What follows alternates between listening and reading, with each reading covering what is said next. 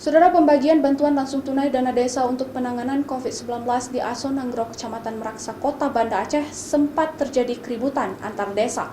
Pasalnya, ada warga yang selama ini telah mendapat bantuan dari program Keluarga Harapan dan bukan warga setempat ikut mengantri BLT COVID-19 di kantor desa.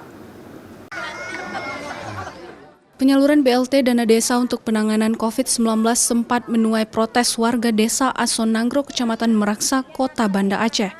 Pasalnya ada sejumlah warga yang selama ini mendapat bantuan dari PKH juga mendapatkan BLT dana desa Sabtu.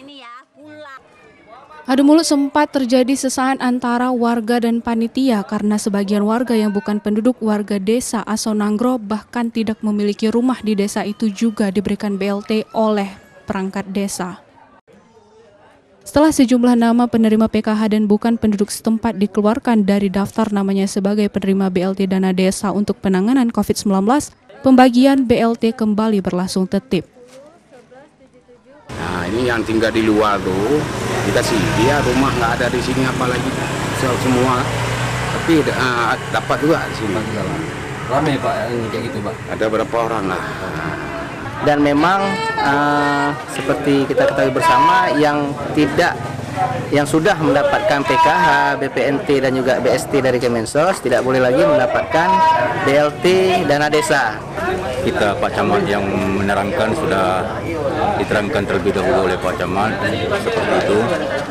Yang namun sekarang sudah kembali netral kembali, terkoordinir. Warga semua sudah mendapati seperti yang diharapkan. Sementara itu, pihak kecamatan dan desa menyebutkan aksi protes warga saat pembagian BLT itu merupakan dinamika masyarakat dan hal yang umum terjadi. Namun setelah nama penerima BLT sesuai dengan aturan, pembagian berlangsung tertib karena penerima BLT dari dana desa untuk penanganan COVID-19 ini tidak boleh kepada warga penerima bantuan PKH, PNS, TNI, Polri, bahkan perangkat desa. Raja Umar, Kompas TV, Banda Aceh.